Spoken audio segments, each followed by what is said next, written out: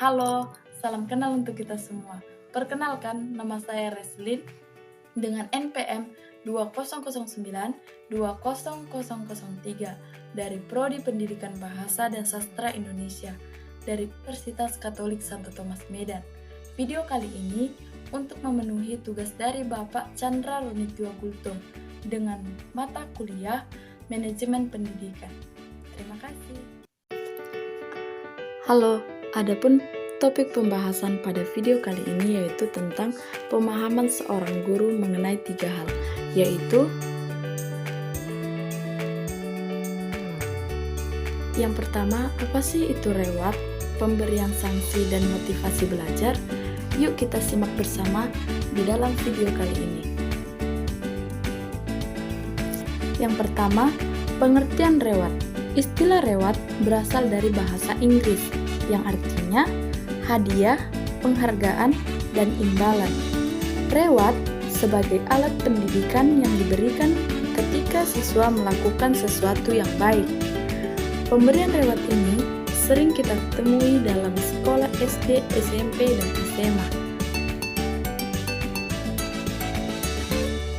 Yang selanjutnya, menurut Slameto tahun 2010 halaman 171, reward merupakan suatu penghargaan yang diberikan guru kepada siswa sebagai hadiah karena siswa tersebut telah berperilaku baik dan sudah berhasil melaksanakan tugas yang diberikan guru dengan baik. Sedangkan menurut Hamalik tahun 2009 halaman 184 mengatakan bahwa reward itu memiliki tujuan untuk membangkitkan atau mengemban minat.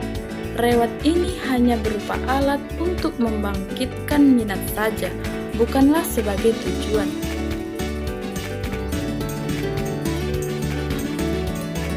Sehingga dapat disimpulkan bahwa reward adalah segala sesuatu yang berupa penghargaan yang menyenangkan perasaan yang diberikan kepada siswa karena telah berperilaku baik dan mendapat hasil atau telah berhasil melaksanakan tugas yang diberikan guru dengan baik, sehingga siswa senantiasa termotivasi untuk mengulang perbuatannya kembali.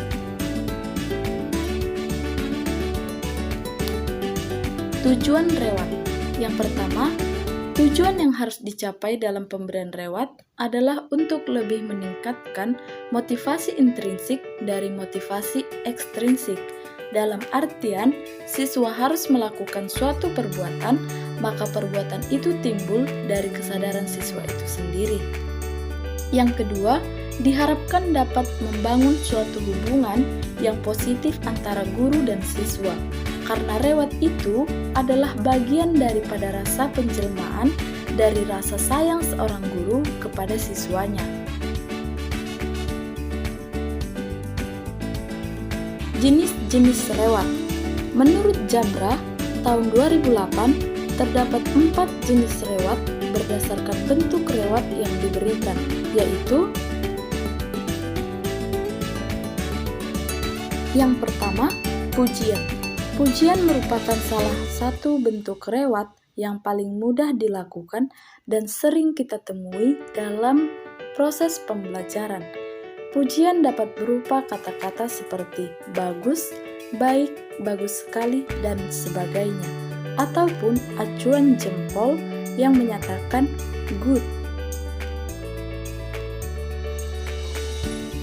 Yang selanjutnya, B. Penghormatan.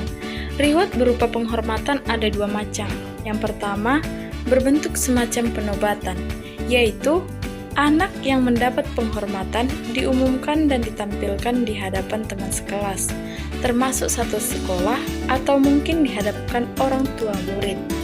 Yang kedua, berbentuk pemberian, yaitu kekuasaan untuk melakukan sesuatu, di mana siswa yang mendapatkan nilai tertinggi saat mengerjakan soal latihan dipilih sebagai ketua kelompok diskusi.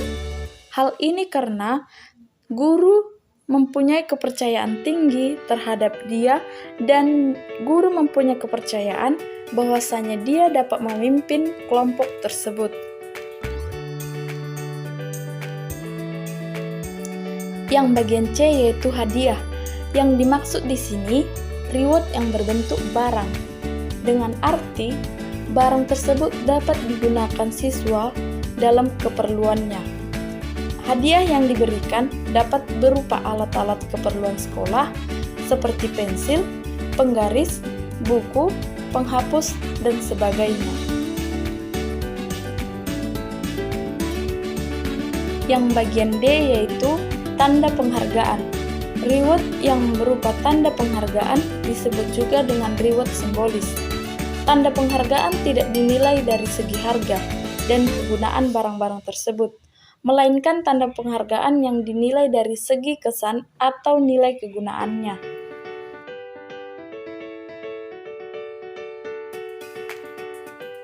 Yang selanjutnya, sistem pemberian reward. Ada 3 kriteria dalam pemberian reward. Yang pertama, dalam memberi reward, seorang guru hendaknya dapat mengetahui siapa yang berhak mendapatkan reward. Dalam arti, guru tidak boleh salah dalam pemberian reward. Guru harus tahu siapa yang pantas atau yang tidak pantas. Yang kedua, seorang guru harus selalu ingat akan maksud reward dari pemberian reward itu. Yang ketiga, guru hendaklah bijaksana, jangan sampai reward menimbulkan iri hati pada siswa yang lain yang merasa dirinya lebih pandai tetapi tidak mendapatkan reward. Dari sistem pemberian reward yang ketiga ini dapat disimpulkan sistemnya ada pada guru. Intinya guru tidak boleh salah orang untuk menempatkan reward tersebut. Topik pembahasan kita yang kedua adalah punishment. Yang pertama, pengertian punishment. Punishment berasal dari bahasa Inggris yang artinya adalah hukuman. Hukuman merupakan suatu tindakan yang kurang menyenangkan, apalagi di dunia pendidikan, yaitu berupa penderitaan yang diberikan kepada siswa atau anak secara sadar dan sengaja, sehingga siswa atau anak tidak mengulangi kesalahan lagi. Dalam arti, hukuman tersebut adalah sebuah efek jera yang diberikan kepada siswa, sehingga dapat disimpulkan bahwa hukuman adalah suatu tindakan yang kurang menyenangkan yang dilakukan terhadap seorang secara sadar dan sengaja untuk menurunkan atau mengurangi terjadinya pelanggaran atau kesalahan yang dilakukannya. Tujuan hukuman. Guru memberikan hukuman pada anak sejatinya hanya untuk memberikan efek jera pada anak agar tidak mengulangi kesalahan yang telah dilakukannya. Tujuan hukuman berdasarkan teori-teori hukuman dapat dijabarkan sebagai berikut.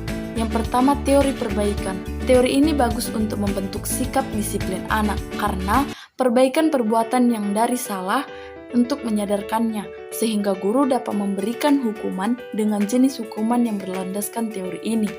Teori ini perbaikan untuk tidak merugikan anak atau membuat anak menjadi trauma, sehingga sangat cocok untuk ditetapkan di dalam dunia pendidikan.